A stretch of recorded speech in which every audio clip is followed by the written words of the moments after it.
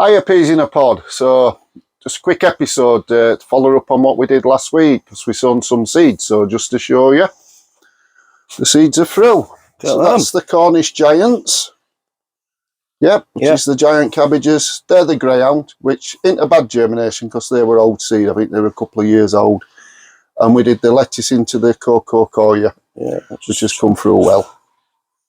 It's done really well, that. Yep.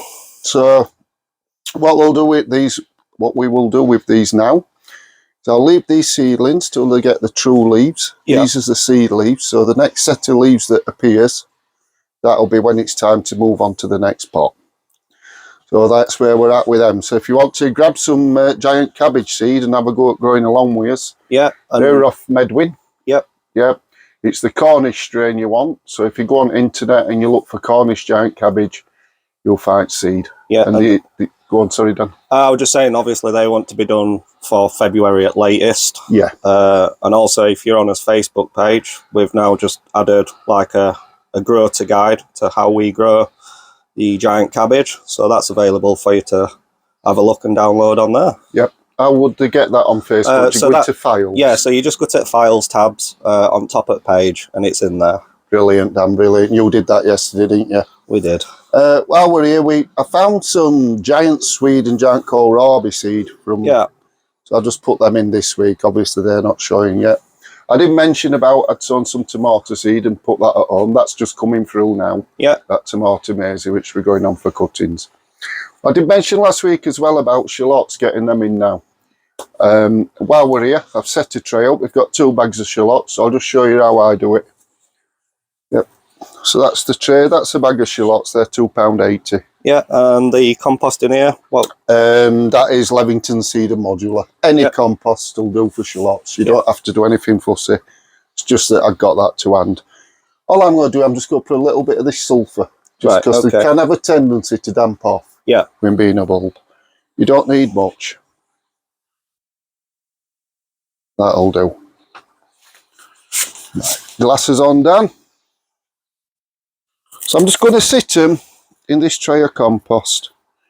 As you can see, that's your top, and obviously that's the bottom. There's just got a few roots on.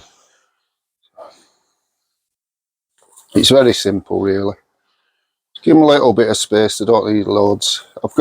There's red shallots and yellows. I've got a bag of each. Yeah. All I'm doing this for, really, sooner than plant them straight outside, is I like to get a bit of root on them, and I like to get this top away and growing. Well, you do exactly the same with your onion sets if you're doing it that way. So what I find as well, if you plant these straight out, birds have a real tendency to be pulling them up. They do, yeah. You've got to be keeping your eye on them and replanting them, and if you get them away, get some green on top, get some shoots growing, you don't seem to get that problem with them.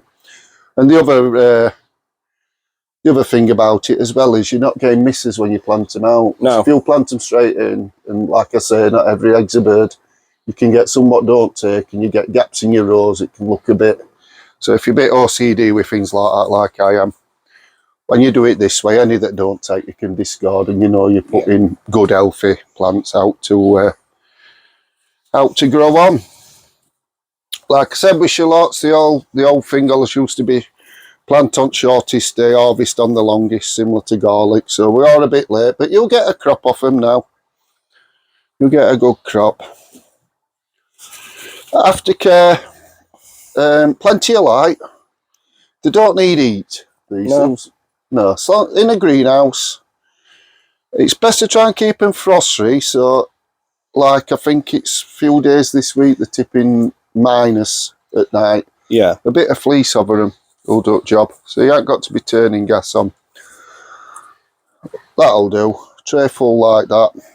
Yep. I'll put them in bush, let them have a bit of water, and then I probably won't see water again these till I see some active growth. So that's one thing you really should be getting on with now if you want to grow some shallots.